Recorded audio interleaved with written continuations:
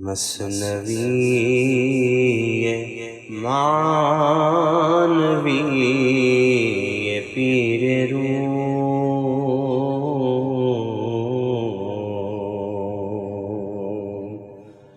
مثنوی معنوی پیر روم،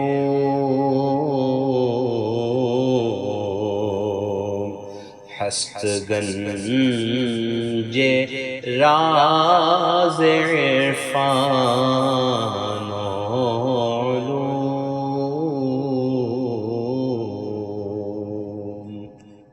بسم اللہ الرحمن الرحیم، الحمد للہ رب العالمین، والصلاة والسلام علی سیدنا مولانا محمد سید الانبیاء والمرسلین وعلی آلہ واصحابہ اجمعین، اما بعد۔ ایک صحابی جو بیمار پڑ گئے تھے، ان کی بیمار پرسی کے لیے حضور صلی اللہ علیہ وسلم کا تشریف لے جانا، اس موضوع پر گفتگو چل رہی تھی اور اس میں یہ بتایا گیا تھا کہ یہ ایک دوسرے کی مزاج پرسی کرنا آپسی تعلقات کو بہتر بنانے میں مددگار ثابت ہوتا ہے۔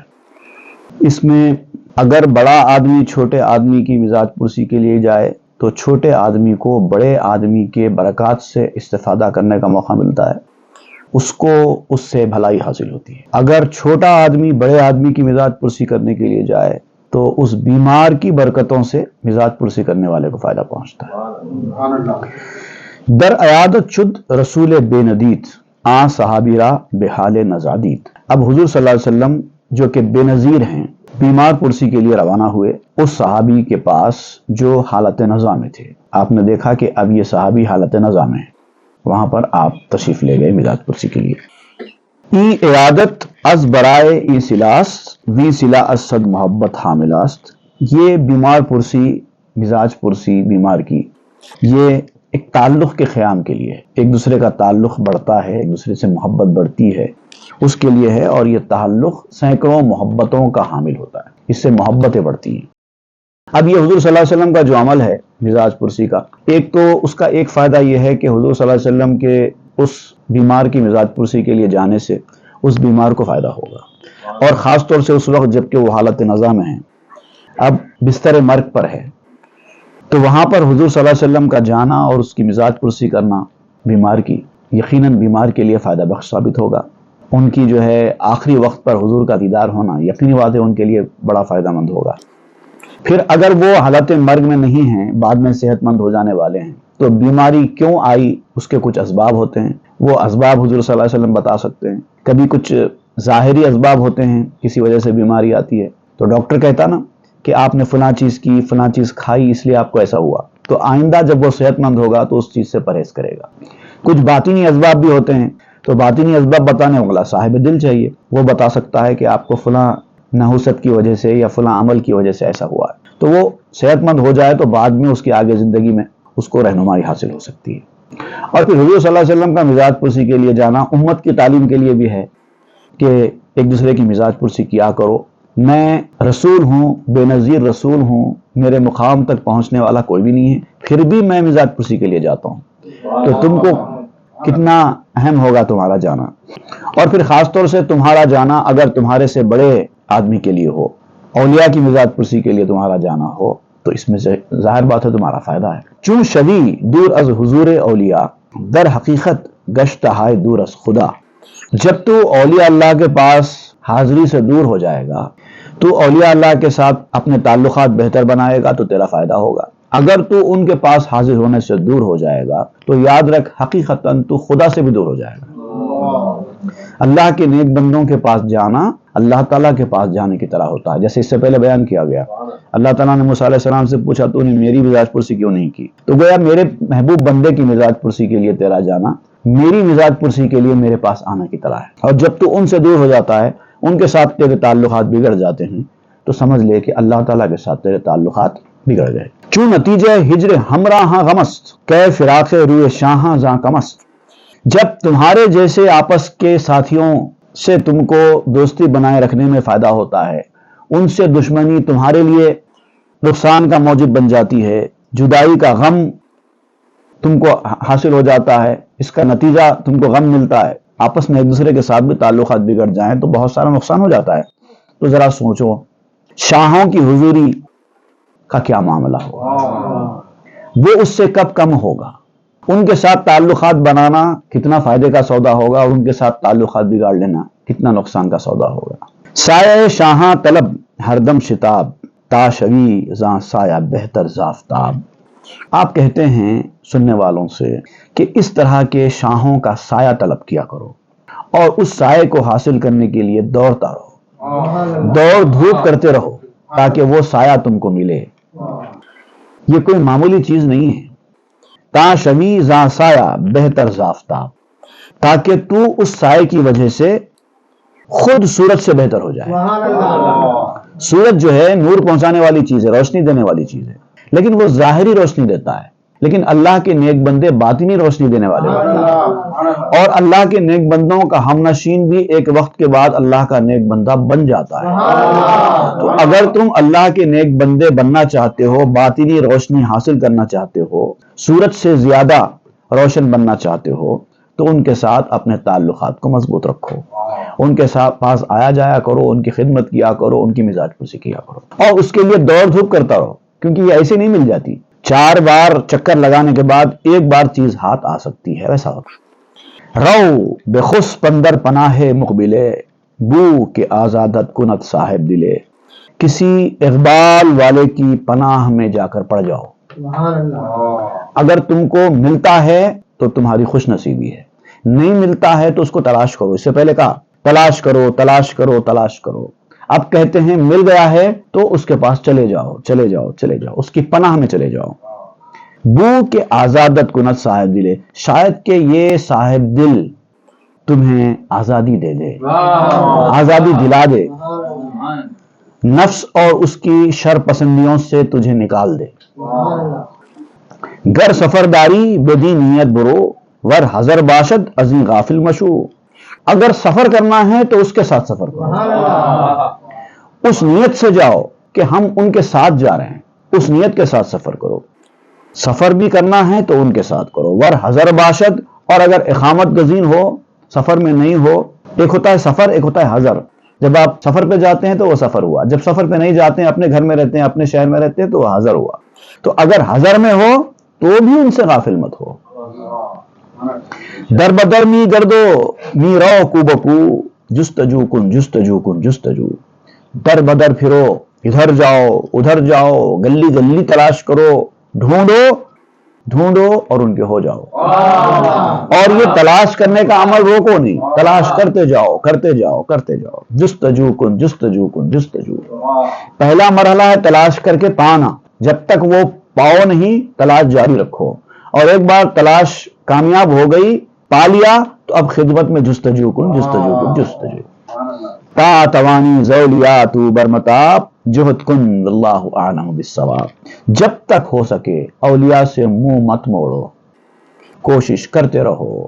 اگر کہیں کوئی غلطی ہو بھی جا رہی ہے جو ذریعہ بن رہی ہے دور ہو جانے کا، تو اس کو دور کرو۔ تمہارا کام کوشش کرنا ہے، تم اپنی کوشش مت روکو، باقی اللہ پہ چھوڑو، اللہ بہتر جانتا ہے، جو ہونا ہوگا۔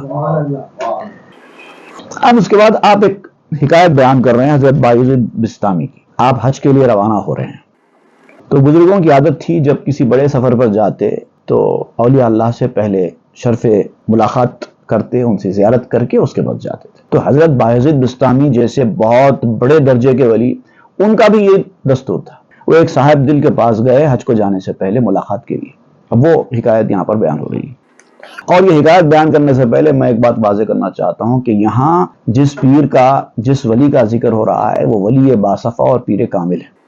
دنیا دار صوفی، دنیا دار پیر، خود ساختہ ولی، ان کا کوئی ذکر نہیں ہے۔ جو دل والے ہیں، جو متقی پرہیزگار صاحب دل ہیں، ان کا ذکر ہو رہا ہے۔ اب یہ جھوٹے پیر اگر یہ حکایت میں جو باتیں بیان کی جا رہی ہیں ان کو اپنے اوپر اگر تھوپ لے تو مولانا روم کو اس کا کوئی الزام نہیں دیا جا سکتا، وہ سچے لوگوں کی بات کر رہے ہیں۔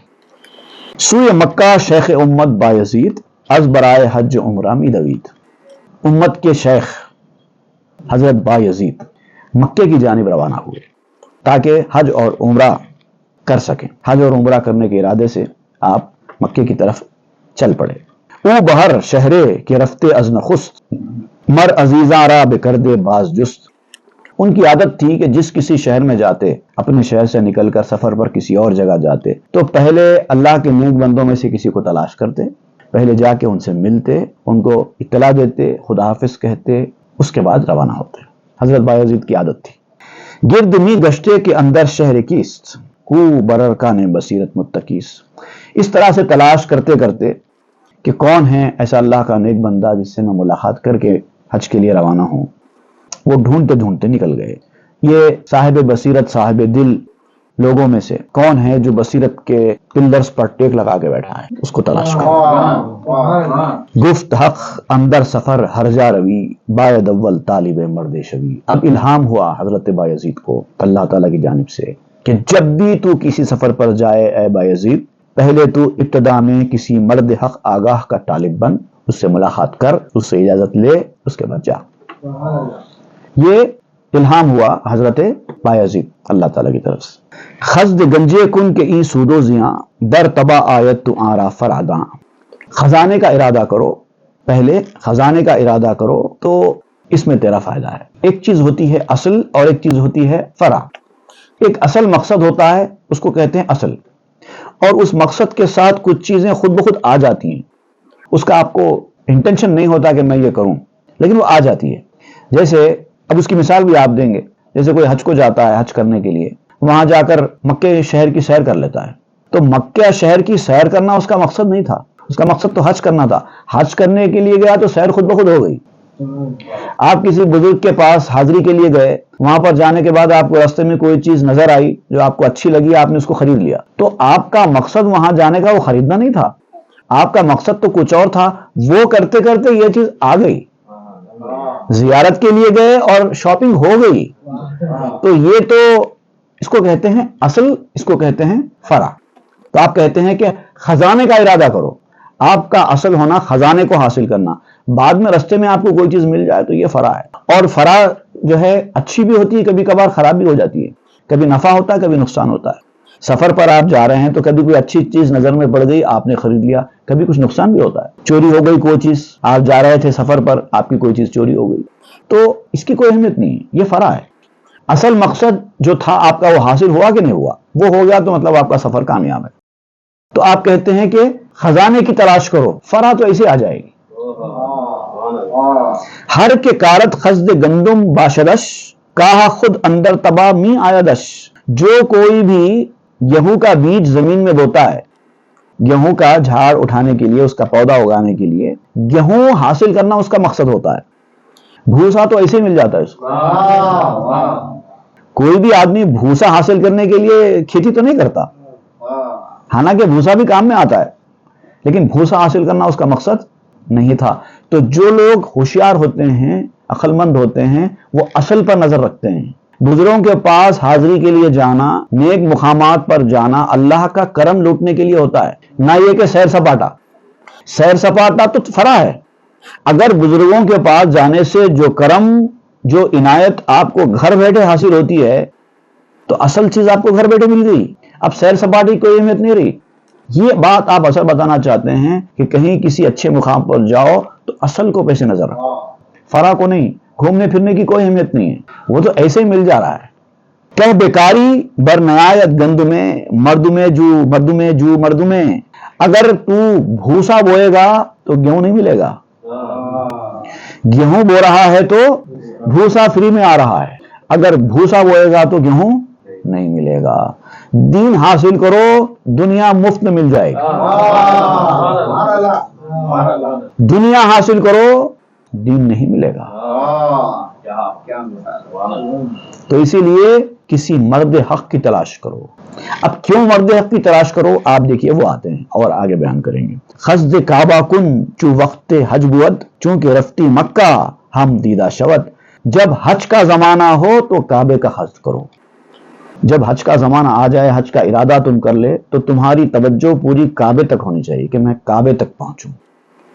تو کعبے شریف تک آپ پہنچ جائیں گے تو مکہ شہر ویسے ہی دیکھ لیا جائے گا۔ مکہ شہر دیکھنے کا ارادہ مت کرو۔ شہر میں کیا ہے؟ وہی سڑکیں، وہی گھر، وہی تجارتی کاروبار، وہی جھاڑ پہاڑ، اور کیا رہتے ہیں؟ ہر شہر میں وہی رہتے ہیں۔ مکہ بھی جائیں گے تو آپ کو عام شہروں کی طرح کا شہری لگے گا. مکہ شہر دیکھنا آپ کا مقصد نہیں ہونا چاہیے، کعبۃ اللہ آپ کا مقصد ہونا چاہیے. کعبۃ اللہ کا قصد کرو، مکہ شہر ویسے ہی دیکھ لو گے. قصد در معراج دیدے دوست بود، در تبا عرش و ملائک ہم نمود. معراج میں حضور صلی اللہ علیہ وسلم نے اللہ تعالیٰ کے دیدار کا ارادہ کیا تھا. فرشتے، عرش، یہ تو ایسے ہی دیکھنے کو مل گئے. یہ تبان ہے. سید الاعمال بالنیات گفت، نیت خیرت بسے گلہا شگفت. ہمارے سید نے، ہمارے سردار نے ہم سے فرمایا ہے کہ اعمال کا دار و مدار نیتوں پر ہے. اچھی نیت رکھو، اچھے پھول کھلیں گے. عنایت اور کرم کی نیت رکھو، عنایت اور کرم ملے گا. گھومنے پھرنے کی نیت رکھو گے تو عنایت کرم سے محروم ہو جاؤ گے. جو لوگ مقدس سفروں پہ جاتے ہیں ان کے لیے یہ تعلیم ہے کہ مقدس سفر پر جانے سے پہلے یہ نیت رکھو کہ ہم کو خیر و برکت لوٹنا ہے، عنایت و نوازش سے فیضیاب ہونا ہے، نہ یہ کہ ہم کو جا کر شہر گھومنا ہے. شہر تو ایسے ہی گھومنے کو مل جائے گا، وہ فرع ہے، اصل نہیں. نیت مومن بود بہ از عمل، ای چنی فرمود سلطان دول. مومن کی نیت اس کے عمل سے اچھی ہوتی ہے. ساری سلطنتوں کے بادشاہ صلی اللہ علیہ وسلم نے اسی طرح فرمایا ہے. میں نے اپنے ایک شعر میں بھی اس مفہوم کو واضح کیا تھا. عمل اچھا بھی ہو تو اچھی نیت اس سے اچھی. اور حدیث شریف بھی بیان کی جاتی ہے. معجم کبیر میں امام طبرانی نے یہ حدیث روایت کی ہے کہ حضور صلی اللہ علیہ وسلم نے فرمایا نیت المؤمن خیر من عملی، نیت المؤمن خیر من عملی وعمل المنافق خیر من نیتی. مومن کی نیت مومن کے عمل سے اچھی ہوتی ہے اور منافق اس کا عمل اچھا ہوتا ہے اس کی نیت سے. یہ فرق ہے ایک مومن میں اور منافق میں. وہ اچھا عمل کرتا ہے منافق لیکن نیت خراب ہوتی ہے. مومن بھلے ہی خراب عمل کرتا ہو لیکن اس کی نیت اچھی ہوتی ہے. اب ایک اور چھوٹی حکایت یہاں پر آپ بیان کر رہے ہیں. ایک مرید، نیا مرید تھا، اس نے گھر بنایا. اپنا گھر بنانے کے بعد اس کو خیال ہوا کہ چلو میں نے اپنا نیا گھر بنایا ہے، اپنے پیر کو لے جاتا ہوں، وہاں پر ان کو دکھاتا ہوں. اب یہاں پر آپ اس حکایت میں کیا بیان کرنا چاہتے ہیں آپ وہ دیکھیں. خانہ نو ساخت روزے نو مرید، پیر آمد خانہ اور عابدید. تو ایک مرید نے ایک وقت ایک گھر بنایا، نیا گھر، اور اس نے پیر کو کہا کہ میں گھر بنایا ہوں، آپ تشریف لے چل کر میرے گھر کو دیکھیے. تو پیر آیا، آ کر اس نے گھر کو دیکھا. گفت شیخاں نو مرید خیش را، امتحا کردانی کو اندیش را. اب یہ پیروں کی عادت ہوتی ہے، ہر پیر کی عادت ہوتی ہے مریدوں کو آزماتے رہتے ہیں، ٹیسٹنگز کرتے رہتے ہیں. تو انہوں نے بھی اس مرید کی ٹیسٹنگ شروع کی اور نئے مرید سے فرمایا روزنز بہرے چکردی اے رفیق، گفت تا نور اندر آید زی تاریخ. اس نے کہا، پیر نے کہا کہ تم نے گھر میں یہ جو روشن دان لگایا ہے، ایک کمرے کے اندر اتنا بڑا تم نے روشن دان لگایا ہے، یہ کس وجہ سے لگایا ہے، اس کا مقصد کیا ہے؟ تو مرید نے کہا کہ میں نے اس لیے لگایا ہے تاکہ ہوا، روشنی وغیرہ اندر آ سکے، وینٹیلیشن ملے گھر کو اور روشنی اندر آئے، اسی لیے میں نے روشن دان لگایا ہے. گفت آ فرست ای باید نیاز تا ازی رہ بشنوی بانگ نماز. تو آپ نے فرمایا کہ یہ مقصد تو تمہارا فرع ہے، تمہارا مقصد اطاعت الہی ہونا چاہیے. ہر کام میں اطاعت الہی مقصد رکھ کے کام کرو. ہوا آنے سے، روشنی آنے سے اطاعت الہی کا کیا تعلق ہے؟ تمہاری نیت درست کرو. تم کو یہ نیت رکھنا چاہیے تھا کہ میں دروازے میں کھلا رکھوں گا، روشن دان لگاؤں گا، کھڑکی لگاؤں گا، اذان کی آواز اچھا آئے گی.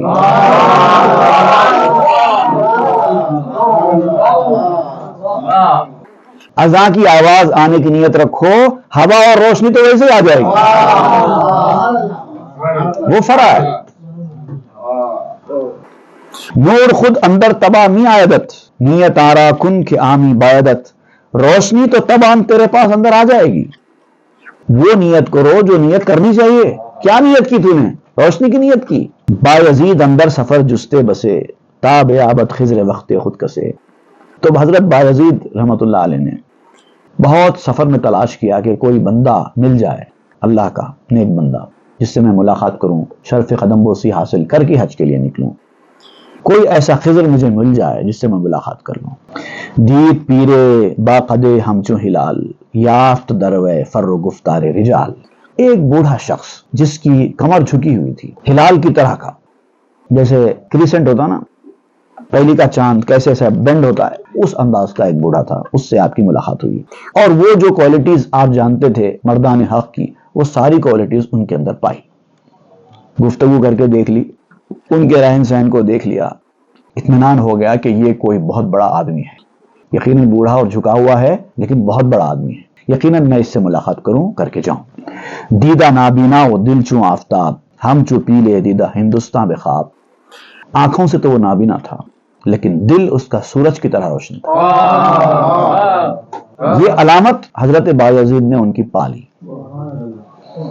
اس ہاتھی کی طرح جس نے ہندوستان کو خواب میں دیکھا ہو، اس ہاتھی کی طرح کا اس بوڑھے آدمی کا حال تھا۔ دیکھیے یہاں پر ہاتھی اور ہندوستان کیوں لا رہے ہیں؟ ہاتھی ایلیفنٹ بیسیکلی ہندوستان کا جانور ہے، مڈل ایسٹ وغیرہ میں بھی ہاتھی انڈیا سے گیا ہے، ایک دور میں وہاں کے لوگ ہاتھی کو جانتے ہی نہیں تھے کیا ہوتا ہے، یہاں سے گیا ہو تجارت کے لیے، جب وہاں سے لوگ ادھر آتے تھے تو یہاں پر انہوں نے ہاتھی کو دیکھا، یہاں سے ہاتھی لے کر گئے تھے۔ چنانچہ جو اصحاب فیل ہے جس کا ذکر قرآن مجید میں آتا ہے، جس وقت وہ اصحاب فیل ہاتھی لے کر وہاں پر پہنچے تو وہاں کے لوگ جانور کو دیکھ کر پریشان ہو گئے تھے، زندگی میں کبھی نہیں دیکھا تھا انہوں نے ہاتھی۔ لوگوں سے پوچھا کہ یہ کیا جانور ہے، تو وہ فارسی جو جانتے تھے اس دور میں انہوں نے کہا کہ اس کو پیل کہتے ہیں، ہاتھی کو پیل کہتے ہیں فارسی میں، چونکہ پا عربی میں ہوتا نہیں ہے اس لیے وہ فیل مشہور ہو گیا، تو اصل میں وہ ہندوستان کا جانور ہے۔ تو آپ اس کی مثال دیتے ہوئے کہتے ہیں ہاتھی ہندوستان کا جانور ہے لیکن اس کو دوسرے ملک میں لے جایا گیا تو اب اس کے لیے وہ اجنبی ملک ہے۔ ہاتھی اگر خواب میں ہندوستان دیکھتا ہے تو اپنے وطن کی جو اس کو یاد آتی ہے، جو کیفیت ہوتی ہے اس کی، ویسا ہے اس آدمی کا حال، آنکھیں تو بند ہیں لیکن دل کھلا ہے، ایسے ہی آنکھیں بند اور دل کھلا ہے جیسے ہاتھی نیند میں خواب میں ہندوستان دیکھ رہا ہو۔ تو اللہ کے نیک بندے وہ ہوتے ہیں کہ جو آنکھیں کھول کر نہیں دیکھتے تو دل سے دیکھتے ہیں، ان کی دوسری بینائی کھلی ہوئی ہوتی ہے۔ چشم بستہ خفتہ بینت سب طرف، چوں کشاید آنا بیند اے عجب، آنکھیں بند کیے ہوئے ہیں اور 100 مستیاں دیکھ رہے ہیں، یہ کیفیت ہوتی ہے ان کی، اور جب آنکھ کھلتے ہیں تو کچھ نظر نہیں ہوتا۔ ہمارا معاملہ الٹا ہے، ہمارا معاملہ کیا ہے؟ اس کو بھی میں نے ایک مقطع میں بیان کیا تھا، ایک مشاعرے میں سنایا تھا میں نے یہ مقطع۔ کچھ نظر آتا نہیں، کر لو اگر تم آنکھ بند، دیکھنا بھی کیا ہے اے احمد تمہارا دیکھنا، یہ کون سا دیکھنا ہوا؟ آنکھ بند کر لو کچھ نظر آتا نہیں۔ یہ جو لوگ ہوتے ہیں دل والے، ان کو آنکھوں سے کوئی واسطہ نہیں ہے، آنکھیں ہوں تو ٹھیک ہے، نہ ہوں تو کوئی بات نہیں، دل سے دیکھنے والے ہوتے ہیں یہ لوگ۔ بس عجب در خواب روشن می شود، دل درون خواب روزن می شود، یہ ان کا خواب ہے جو آنکھ بند کر کے دیکھتے ہیں، اس کو خواب سے تشبیہ دے رہے ہیں، کیونکہ انسان خواب بھی جب دیکھتا ہے تو آنکھیں بند ہوتی نا، تو جیسے آنکھیں بند کر کے انسان خواب دیکھتا ہے ویسے ان کا معاملہ بھی ہوتا ہے، وہ اپنے خواب میں جیسے عجائب دیکھتے ہیں۔ دل درون خواب روزن می شود، نیند کی حالت میں دل روشن دان بن جاتا ہے، آنکھیں بند کرتے ہیں تو دل روشن دان بن جاتا ہے، دل کی کھڑکیاں کھل جاتی ہیں۔ آنکھ بیدارست بینت خواب خوش، عارف استو خاک او دردیدہ کش، جو آدمی حقیقتاً بیدار ہوتا ہے وہ اچھے خواب دیکھتا ہے۔ ہم لوگ نیند سے اٹھنے کے بعد بیدار ہیں، جب نیند میں جاتے ہیں تو ہماری بیداری ختم ہو جاتی ہے، ہمارا بیدار ہونا بھی ہماری حقیقی بیداری نہیں ہے، کیونکہ ہم اگر آنکھیں، اس جسم کی آنکھیں اگر کھلی بھی رکھتے ہیں، دل کی آنکھیں تو بند ہیں، تو گویا کہ ہم ہمیشہ سو رہے ہیں۔ ہم نیند میں جو سو رہے ہیں وہ ظاہری آنکھیں بند ہیں، اور جب نیند سے بیدار ہوتے ہیں تو ظاہری آنکھیں کھل جاتی ہیں، مگر دونوں صورتوں میں دل کی آنکھیں تو بند ہیں۔ لیکن حقیقتاً بیدار وہ آدمی ہوتا ہے جس کی دل کی آنکھیں بھی ہمیشہ کھلی رہیں اور وہ اچھے خواب دیکھتا ہو۔ بیداری میں بھی دل کی آنکھیں کھلی، نیند میں بھی دل کی آنکھیں کھلی۔ وہ نیند میں خواب دیکھ رہا ہے تو جیسے دل کی آنکھوں سے دیکھ رہا ہے، ویسے بیداری میں بھی اس کے دل کی آنکھیں کھلی ہے، وہ بیداری میں بھی دیکھ رہا ہے، ایسی چیز سے دوسرے نہیں دیکھ رہے ہیں۔ آپ جب خواب دیکھتے ہیں تو آپ ہی دیکھتے ہیں، بازو والا نہیں دیکھتا ہے۔ یہاں پر بھی وہی معاملہ ہے، آپ کسی صاحب دل کے بازو بیٹھ جائیں، وہ آپ کے بازو رہتا ہے، وہ بہت کچھ دیکھ رہا ہوتا ہے، آپ کو کچھ دکھائی نہیں دیتا، مگر وہ کیا ہے؟ دیکھنے والا ہے، عارف ہے، عرفان والا ہے۔ عارف استو خاک او دردیدہ کش، اس کی خاک اس کے پاؤں سے اٹھاؤ، اپنی آنکھوں میں لگاؤ۔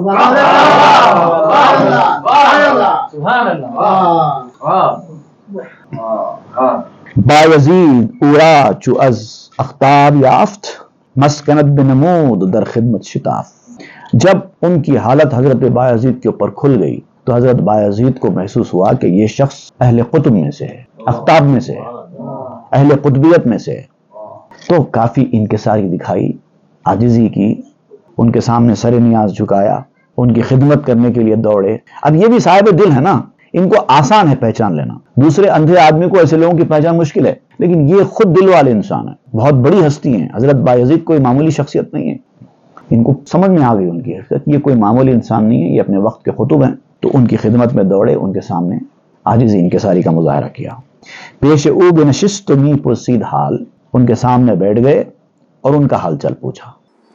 یافتش درویش و ہم صاحب خیال، ان کو کافی غریب پایا، وہ شخص جن کے پاس مال دولت وغیرہ کچھ زیادہ نہیں تھا، غریب و نادار تھے مگر عیال والے تھے، صاحب عیال تھے، بچے زیادہ پیسہ کم، وہ کیفیت تھی ان کی۔ گفت ازمے تو کجا اے بایزید، رخت غربت را کجا خواہی کشید۔ تو انہوں نے حضرت بایزید سے پوچھا کہاں کا ارادہ ہے بایزید، جو آپ ملنے آئے ہیں، کہیں جانے کا ارادہ ہے کیا؟ کہاں لے جا رہے ہیں؟ ہاتھ میں سفر کا سامان بھی ہے آپ کے، ایسا لگتا ہے کہ کہیں جا رہے ہیں، کہاں جا رہے ہیں؟ گفت خزد کعبہ دارم از ولا، گفت ہی با خود داری زاد راہ۔ تو حضرت بایزید نے کہا ایک شوق پیدا ہوا تھا جانے کا، تو میں کعبۃ اللہ جانے کے لیے نکلا ہوں۔ تو فرمایا اچھا، بہت اچھا ہے، کتنا خرچہ ہوتا ہے جانے آنے میں؟ تم جانا چاہتے ہو حج کے لیے، کعبے کے لیے، عمرے کے لیے، کتنا خرچہ ہوتا ہے؟ خرچہ بھی ساتھ میں رکھ لیا ہے کہ نہیں؟ زیادہ سفر بھی ہے کہ نہیں ہے ساتھ؟ گفت دارم از درم نخرہ دویست، نک ببستہ سخت بر گوشہ ردیست۔ تو آپ نے کہا کہ چاندی کے 200 درہم ہیں میرے پاس، اور وہ میرے سفر کے لیے کافی ہے۔ یہ چادر کے کونے میں سلے ہوئے ہیں، لپٹے ہوئے ہیں، جیسے جیسے ان کی ضرورت پڑتی جائے گی میں خرچ کرتا چلا جاؤں گا۔ تو آپ نے کتنے کہا؟ 200 درہم۔ اب اس وقت 200 درہم کا خرچہ تھا، وہ حساب سے آپ نے بتایا۔ گفت توفی کن بے گردم ہفت بار، وی نکوتر از طواف حج شمار۔ تو آپ نے، اس بزرگ نے حضرت بایزید سے کہا کہ وہ جو خرچہ تم نے اٹھا کے رکھا ہے 200 درہم کا، وہ مجھے دے دو، وہ مجھے دے دو اور میرے ساتھ طواف کر لو، اور اس گول پھرنے کو میرے حج سے بہتر سمجھو۔ آپ نے فرما دیا واہ درم ہاں پیش من نہ اے جواد، داں کہ حج کر دی وہ حاصل شد مراد۔ اے سخاوت کرنے والے انسان بایزید، وہ درہم تمہارے میرے سامنے رکھ دو اور سمجھ لو کہ تم نے حج کر لیا اور تمہارا مقصد پورا ہو گیا۔ عمرہ کر دی عمر باقی یافتی، صاف گشتی برصفا بشتافتی۔ اس طرح سے تو نے بغیر کچھ محنت کیے کہ تو نے عمرہ کر لیا اور باقی رہنے والی زندگی حاصل کر لی، تو پاک ہو گیا اور کوہ صفا پر بھی دوڑ لیا، سب کچھ ہو جائے گا۔ یہ درہم مجھے دے دو اور میرے ارد گرد گھوم لو اور نکل جاؤ، تمہارا حج بھی عمرہ بھی ہو گیا، تمہارا صفا مروہ کا دوڑنا بھی ہو گیا، اور اخروی زندگی بھی تم کو حاصل ہو جائے گی۔ حق آن حقے کے جانت دیداست، کہ مرا بر بیت خود بگزیداست۔ اس خدا کی قسم، اس خدا کی قسم جس کو تیری روح نے دیکھا ہے، اس کی قسم کھا رہا ہوں کہ میری اس کے گھر پر فضیلت ہے، میری فضیلت اس کے گھر کے اوپر ہے۔ کعبہ ہر چندے کے خانہ بر اوست، خلقت من نیز خانہ سر اوست۔ اگرچہ کہ کعبہ اللہ کا گھر ہے، اس کی عبادت کا گھر ہے، لیکن میرا وجود اس کے رازوں کا گھر ہے۔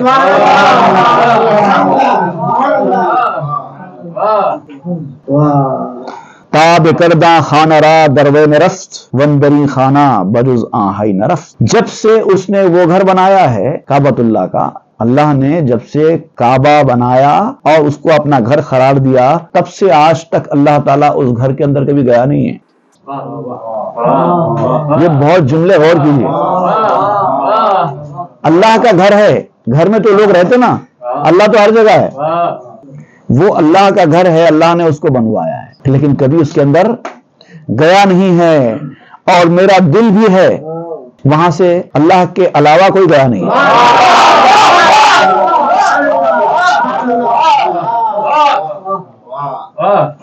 چو مرا دیدی خدا را دیدے، گرد کعبہ صدق برگر دیدے۔ جب تو نے مجھے دیکھ لیا تو گویا تو نے خدا کو دیکھ لیا۔ اور ایک سچائی کا کعبہ تجھے مل گیا اور تو نے اس کے ارد گرد طواف کر لیا۔ خدمت من تا تو حمد خداست، تانا پنداری کے حق از من جداست۔ میری خدمت اللہ کی عبادت کے لیے ہے، اس کی حمد ہے۔ خبردار کبھی یہ نہ سمجھنا کہ اللہ تعالیٰ مجھ سے جدا ہے، میرے اندر اللہ تعالیٰ ہی کے تجلیات ہے، اسی کے انوار ہے۔ چشم نیکو باز کن در من نگر، تاب بینی نور حق اندر بشر۔ اچھی طرح آنکھوں کو کھول، مجھے دیکھ کہ میں کون ہوں، تاکہ تو ایک انسان کے اندر اللہ تعالیٰ کا جلوہ دیکھ سکے۔ جو اس جلوے کو نہیں دیکھتے ان کے پاس ایک انسان میں دوسرے انسان میں کوئی فرق نہیں، لیکن جو دیکھ لیتا ہے وہ جلوہ، اس کے لیے یہ انسان الگ ہے، وہ انسان الگ ہے۔ با یزیدہ کا بارا دریافتی، صد بہاؤ عز و صد فریافتی۔ اے با یزید اب تو نے کعبے کو پا لیا ہے اور سینکڑوں قیمتیں، رونقیں، عزتیں، شان و شوکت سب تجھے اسی میں حاصل ہو جائے باطنی طور پر، کیونکہ کعبے جانے کا مقصد اللہ کی رضا خوشنودی حاصل ہونا ہے، اس کی رحمتوں سے فیضیاب ہونا ہے، اس کی نوازشات کے حقدار بننا ہے۔ وہ تجھے یہاں مل رہی ہیں، اس طرح کرنے سے مل رہی ہیں، تو تیرا مقصد، تیری نیت اگر تجھے یہاں حاصل ہو رہی ہے، تجھے اس کی کیا ضرورت ہے؟ کعبہ ایک بار بیتی گفت یار، گفت یا عبدی میرا ہفتاد بار۔ اللہ تعالیٰ نے کعبے کو اپنا گھر ایک بار کہا ہے۔ قرآن شریف میں دیکھو اللہ تعالیٰ نے کعبے کا ذکر کرتے ہوئے بیتی کہا، بیتی للطائفین والعاکفین ورکع السجود، ایک بار کہا ہے۔ میرا گھر ایک بار قرآن میں کہا ہے کعبے کو اللہ نے، میرا گھر۔ گفت یا عبدی میرا ہفتاد بار، اے میرے بندے اللہ تعالیٰ نے 70 بار کہا ہے قرآن میں۔ عبدی، عبادی، اس طرح کے الفاظ قرآن میں 70 بار آئے ہیں۔ بایزیدہ نکتہارا ہوش داشت، ہم تو ذرنی حلقہ اش در گوش داشت۔ حضرت بایزید نے ساری گفتگو غور سے سنی اور ان تمام نکتوں کو یاد کر لیا، نہ صرف یاد کر لیا بلکہ اس کو اپنے کان کے اندر اتارا، ایسے جیسے کہ سونے کے بالیاں کان کے اندر پہن لیے جاتے، نکالے کھینچے تو نکلنا نہیں، اگر ایسے ہی رکھ لیں گے کھینچیں گے تو نکل جائے گی نا، تو جیسے بالی کو اندر پہن لیتے ہیں تاکہ وہ نہ نکلے، ویسے ان باتوں کو حضرت بایزید نے اپنے کان کے اندر اتار لیا۔ آمد از بایزید اندر مزید، منتہی در منتہا آخر رسید۔ اب حضرت بایزید جو پہلے ہی بہت بڑے مرتبے اور شان والے تھے، اس واقعے کے بعد ان کی شان اور بڑھ گئی۔ پہلے ایک کامل مرید تھے، اب مرتبہ کمال پر پہنچ گئے۔ پہلے منتہی تھے، اب منتہا ہو گئے۔ آخر میں ایک بات اور میں وضاحت کرنا چاہتا ہوں ایک بار پھر، تاکہ لوگوں کو سمجھ میں آ جائے کہ کل کے دن کوئی یہ نہ کہے کہ کسی اللہ کے نیک بندے سے محض ایسے ملاقات کر لینا کعبۃ اللہ جانے سے یا حج کرنے سے بہتر ہے۔ ایسا نہیں ہے۔ اس ساری گفتگو کا خلاصہ یہ نہیں ہے، اس ساری گفتگو کا خلاصہ یہ ہے کہ جو آدمی جس مقام پر ہوتا ہے اس کے پاس جانا، اس سے ملاقات کرنا فیض میں اسی مقام کا ہوتا ہے۔ پہلے اہمیت ہے اس آدمی کے مقام کی، وہ کس لیول کا، اللہ تعالیٰ کے پاس اس کو کتنا تقرب حاصل ہے۔ اگر اس کا مقام اللہ تعالیٰ کے پاس کعبۃ اللہ سے بڑھ کے ہے، اور یہ آدمی جانے والا اگر فریض حج کے لیے نہیں جا رہا ہے، 2 پوائنٹس یاد رکھیں، فریض حج سب سے اوپر ہے۔ اگر اس نے زندگی میں کبھی حج نہیں کیا ہے تو وہ فریضہ ادا کرنا اس کے لیے پہلے لازمی ہے، لیکن یہ فریض حج نہیں ہے، نفل حج ہے، یا ایسے ہی تبرک کے لیے جانے والا عمرہ ہے، تو ایسے میں ایسے درجے کے اللہ کے ولی کی خدمت کرنا اس طرح سے وہ عمرہ کرنے سے، وہ زیارت کرنے سے بہتر ہے۔ یہاں پر آپ کے خدمت کے قبول ہونے کی گارنٹی ہے، کیونکہ اللہ کا نیک بندہ خوش ہو جائے تو اللہ تعالیٰ خوش ہو جاتا ہے، یہ گارنٹی ہے۔ وہاں پر آپ کے عمرے کے قبول ہونے کی گارنٹی نہیں ہے۔ یہ ہے اصل پوائنٹ، اس کو سمجھنا چاہیے۔ اب اس کے بعد آپ بیان کریں گے کہ حضور صلی اللہ علیہ وسلم کا جو واقعہ، جو صحابی کی بیمار پرسی کے لیے آپ تشریف لے گئے تھے، وہاں جانے کے بعد آپ نے اس صحابی سے ملاقات کی، مزاج پرسی کی، ان کا حال پوچھا اور سبب دریافت کیا کہ اس بیماری کا سبب کیا ہے، اور پھر ان کو وہ سبب بتایا اور اس سے ہم کو بھی یہ سیکھنے کو ملے گا کہ بیماریوں کے اسباب کتنے ہوتے ہیں اور ایسی حالت میں ہم کو کرنا کیا ہے جب ہم بیمار پڑ جاتے ہیں. یہ بھی ہمارے لیے بہت بڑی جو ہے سیکھ اور بہت بڑا سبق ہوگا. انشاءاللہ وہ ہم آئندہ کے درس میں پڑھیں گے. صلی اللہ تعالی علی خیر خلقہ سیدنا محمد وآلہ واصحابہ اجمعین والحمد للہ رب العالمین. مثنوی معنوی پیر روم